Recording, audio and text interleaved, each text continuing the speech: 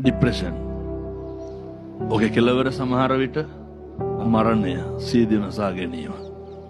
එතකොට දරුවන්ගේ ඒ වගේ ડિප්‍රෙෂන් වල මූලික ලක්ෂණක් තියෙනවනේ. දර කොණ්ඩේ යනවා, ඇස් යට කළු වෙනවා, කෙට්ටු වෙනවා, කණ්ඩ බෑ, කල්පනා කරනවා, නිින්ද යන්නේ නැහැ. දැන් බලන්න ඕනේ මොකක්ද මේකට හේතුව? ડિප්‍රෙෂන් වලට ලොකු හේතුවක් තමයි බලාපොරොත්තුව කියන එක. බලාපොරොත්තු වෙලා ඉන්න දේ නැති වෙච්ච ගමන් මොකද වෙන්නේ?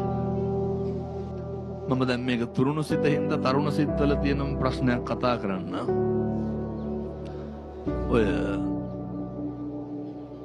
ලොකු ડિප්‍රෙෂන් තත්ත්වයක් ඇති වෙනවනේ ඔය අර බලාපොරොත්තු වෙන ප්‍රේමය නොලැබුණහම. මේවා තියෙනවනේ මේ සමාජය වුණ තරම්. එතකොට බලාපොරොත්තු වෙච්ච ආදරවන්තයා වන්තිය නොලැබුණහම අපි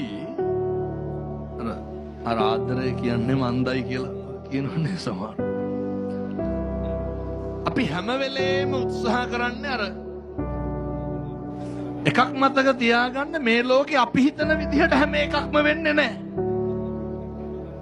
එහෙමනම් මේක ඉතින් මේ ලෝකේ මට ඕන විදිහට හැම එකක්ම වෙනවද? මේ ලෝකේ මම කැමති විදිහට හැම එකක්ම වෙනවද?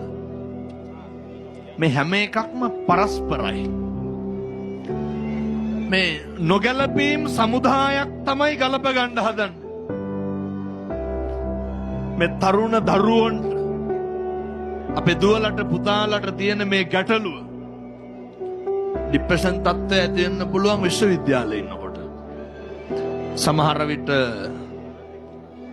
ඇති වෙන කෙනෙහිලිකමක් මත, සමහර විට ඇති වෙන ඔය ඕන තරම් අපිට එහෙම දරුවෝ හම්බෙනවා, අම්මා තාත්තගෙන් පවා ආදරය අහිමි වෙනවා. එතකොට සමහරක් නේ තාත්තලා කෙලින්ම දරුවගේ මූණට චෝදනා කරනවා.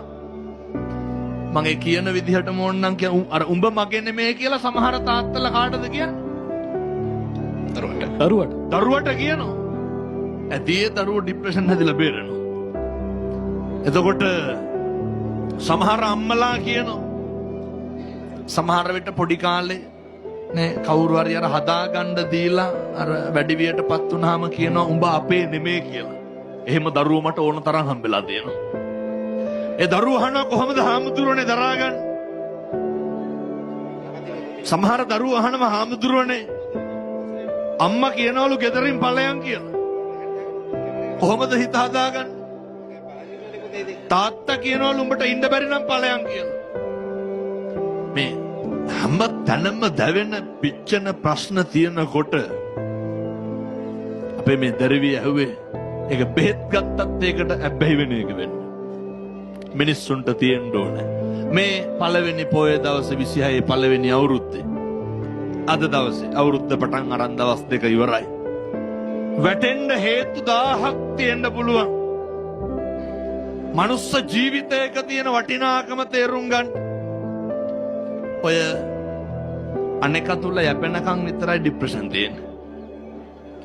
අනෙක මත බලාපොරොත්තු තියාගෙන ඉන්නකන් විතරයි කනගාටුව තියෙන්නේ. වෙනස් වීම කියන එක නම් දරා ගන්න පුරුදු වෙන්නම වෙනවා. මිනිස්සු වෙනස් වෙනවනේ. මට කියන්න කවුද මේ ලෝකේ වෙනස් වෙන්නේ නැත්තේ?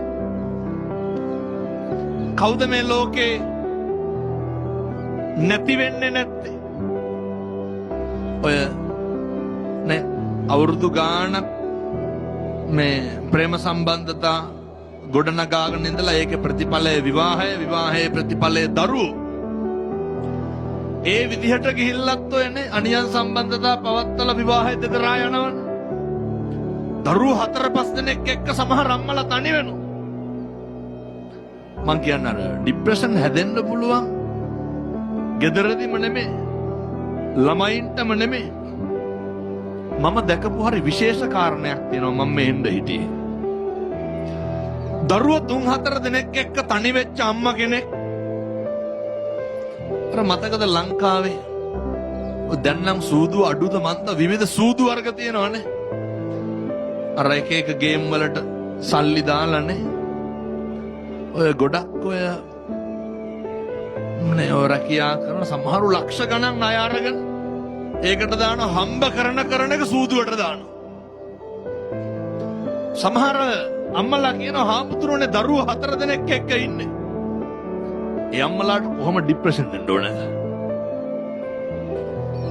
වෙන කිසිම දෙයක් ඔළුවට ගන්න ඕනේ නැහැ. අපේ අම්මයි තාත්තයි නැගිටපු විදිහ හිතන්න. මගේ අම්මා මං හදාගත්ත විදිහ හිතන්න.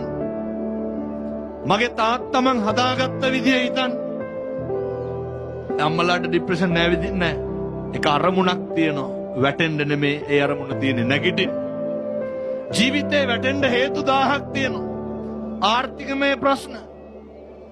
ස්වාමි පුරුෂයා නැති වුණාම නේ ගැහණියෙකුට තනියම ජීවත් වෙන්න අමාරුයිනේ. අසත්පුරුෂ පිරිමින්ගෙන් කොච්චර නොබිනා යෝජනා එනවද? මේවත් තරහාගෙන දරුවොත් හදාගෙන කුලී වැඩ කරගෙන රැකී ආරක්ෂා කරගෙන සමිතියට තියෙන පොඩි ණය තුරහක් ගෙවාගෙන ගමේ කඩෙන් බඩට ණයට බඩු අරගෙන පොතට බඩු අරගෙන අපේ ගම්වල එහෙමනේ. ඒ ටිකත් කොහොම හරි ගෙවාගෙන කෝ ડિප්‍රෙෂන්. මොකක්ද ඔය අම්මගේ ඔළුවේ තියෙන එකම දේ මොකක්ද? දරුවෝ ටික ලොකු මහත් කරන එක විතරයි. මතක තියාගන්න. අර හිත ඇත්නම් පත කුඩාද කියන්නේ. හිතමයි පුතේ බලපාන්නේ. එක අරමුණක් මත ධෛර්ය සම්පන්න වෙන්න. එක අරමුණක් මත අදිෂ්ඨානශීලී වෙන්න. ඒ අරමුණට කටයුතු කරන්න.